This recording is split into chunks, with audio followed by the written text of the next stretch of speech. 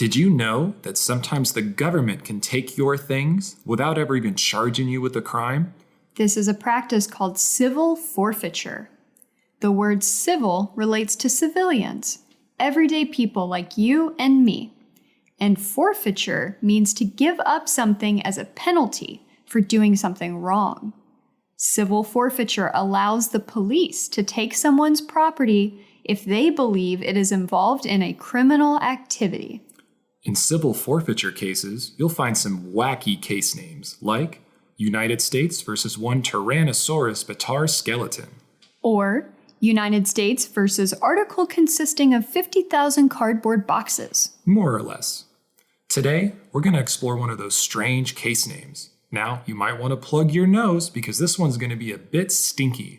This is the case of United States versus approximately 64,695 pounds of shark fins.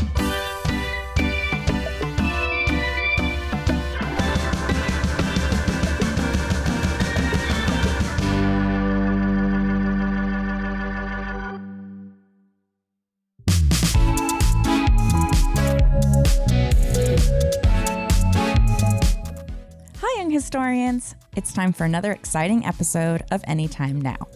I'm Brooke, the co-founder of Honest History. In this episode, we're going to dive into a strange story that teaches an important lesson about how sometimes the government can act just a bit differently than you or I. This story involves boats, sharks, and more than a few people upset that something they owned was taken from them and never given back. Most of the time, rules or laws are created that allow the government to take certain actions that keep us safe or help us in some way. But sometimes these actions can seem unfair. When something isn't fair, it makes people upset. And that's when a person or group of people can ask our legal system to intervene and change those rules. But even then, sometimes the courts will still side with the government, leaving us with a strange rule in place that just doesn't really make any common sense. This episode is about one of those rules that may leave you wondering why it was created in the first place. As you listen to this episode, think about the role the government plays in our everyday lives, and try to consider both sides of the story. At first, it may seem like a very silly and unfair rule, but are there good reasons for it as well? If you can't decide, that's okay too. Most adults are still debating this rule today. At some point, maybe this rule will change. But for now, let's get into a smelly story about how this rule affects many people every day.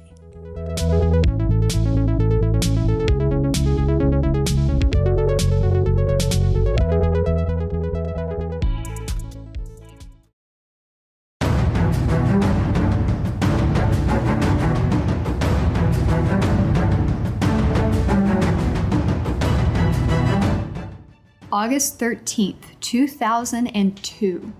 The U.S. Navy destroyer USS Fife was sailing in the ocean off the coast of Guatemala.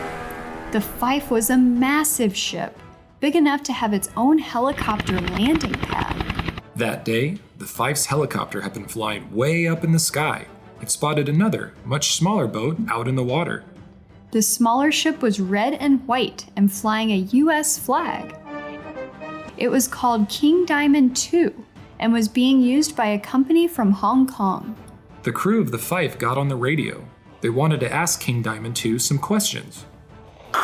Where is your home port? The crew asked. Hong Kong. King Diamond II replied. Where are you coming from? Honolulu. We left some time ago. King Diamond II told the Fife that they were headed to Guatemala. The Fife had the Coast Guard double-check that this ship could fly a U.S. flag. The Coast Guard confirmed. The ship was owned by an American company, even though the company from Hong Kong was using it. But there was something strange about King Diamond II. It was sitting very low in the water. The Coast Guard thought that there could only be one reason why it was sitting so low. It must be carrying something very heavy. This may not seem too strange for a fishing boat. Fishing boats often carry heavy loads after a good catch, but the King Diamond II didn't have all the normal equipment that a fishing boat has. It did, however, have several large shipping containers sitting on its deck. What were in those containers? Now, in normal situations, you might think it was none of their business, but the Coast Guard felt that they had a right to be suspicious. Smugglers and drug traffickers often use this exact route through the ocean. For all they knew, those shipping containers could be full of illegal goods. The Coast Guard decided to call the Joint Interagency Task Force West. This is a part of the U.S. military that deals with drug-related crimes in the Indo-Asia Pacific. You could say that they are the sort of police officers of the waters. The task force said it was okay to investigate, so the Coast Guard got ready to board King Diamond II. After they stepped aboard, it didn't take them long to find the cargo. They just followed their noses. This led them straight to bundles and bundles of stinking shark fins. Ew. Shark fins? That's not what the Coast Guard expected. They weren't quite sure what to do. The Coast Guard reported their findings back to the task force. We found shark fins? They said, a bit confused. Shark fins? The task force became even more suspicious. To them, shark fins strongly suggested some criminal activity was afoot. Why would they think this? Well, because of something called the Shark Finning Prohibition Act. This law made it illegal for a U.S. fishing boat anywhere to possess the fins of any shark unless the rest of its carcass is also on board. It's not illegal to catch sharks, but you must take the whole shark. You can't just take the fins. As the Coast Guard looked around, there were no shark bodies, just fins, and they were everywhere. They stopped to think. 2 or 3 fins came off of one shark, and there were bundles and bundles of fins. How many sharks were killed? The answer? Thousands. They really couldn't believe what they were seeing. Or smelling. The smell of the rotting fins was so strong that they even stopped breathing through their noses and started breathing through their mouths. P.U. The refrigeration unit that was used to keep the fins cool had broken, so now the fins were starting to rot. That's why so many of them were on the ship deck. The crew of King Diamond II had been trying to dry them out to get rid of the smell. Okay, so you might be wondering, why was this boat carrying so many fins? And why is it even illegal to take the fins of a shark? Shark fin is a key ingredient of a famous dish called shark fin soup. The soup is served in places like China, Taiwan, and Southeast Asia. It is a delicacy, meaning that it isn't eaten that often and it is very expensive. People can make a lot of money selling shark fins. Because of this, many sharks have been killed. Fishermen even started cutting off the fins of the sharks and dropping the bodies back in the ocean. That's why the US passed a law to stop fishermen from doing this. The Coast Guard decided to take King Diamond II to the closest American port, San Diego, California. As they traveled, the Coast Guard questioned the crew aboard King Diamond II. It was a small crew, just 4 men, and they were happy to answer questions. They believed that they had done nothing wrong. After all, they hadn't caught the sharks or cut off the fins. They had just picked up the shark fins and put them on a ship. When the ship arrived in San Diego, it was time to unload the fins. It took 8 men, 7 long hours to get all the fins off the ship. They placed them on trucks and into cold storage places. After it was done, they were finally able to estimate how many fins there were. Approximately 64,695. Remember the name of this case? United States versus approximately 64,695 pounds of shark fins. This would have been about 30,000 sharks. With all the fins now stored safely away, the US government wanted to get some answers to their questions, so the investigation began. A US agency called the National Oceanic and Atmospheric Administration, or NOAA, was in charge of the investigation. They pored over papers and documents trying to figure out what had happened. Did King Diamond II break any rules? Why do they have so many shark fins? Where were they taking the fins? King Diamond II was owned by an American company. That's why it had a US flag. But a Hong Kong company was actually using it. The past couple of months, the ship had been traveling from boat to boat, picking up shark fins. In total, King Diamond II had met with 20 different fishing boats. The crew was planning to travel to Guatemala, where they would sell the shark fins. At the end of the investigation, NOAA said that the American company, the Hong Kong company, and the ship's captain had violated 26 different rules. There was a fine, too. The companies and the captain would have to pay $620,000. The US government also wanted to keep the shark fins. This made the Hong Kong company not too happy. It wanted those shark fins back so it could sell them. The company argued that the US government should not have taken the fins. They went to court. The case was named United States versus approximately 64,695 pounds of shark fins. In 2008, almost 6 years after the Coast Guard found the shark fins, the court made a final decision. The court ruled that the US government should not have taken those shark fins. Why? Because King Diamond II was not a fishing vessel. Remember the Shark Finning Prohibition Act? It said that it is illegal for US fishing boats to possess shark fins unless the rest of the carcass was also on board. King Diamond II had a lot of fins, no carcasses, and it was a US boat, but it was not a fishing boat.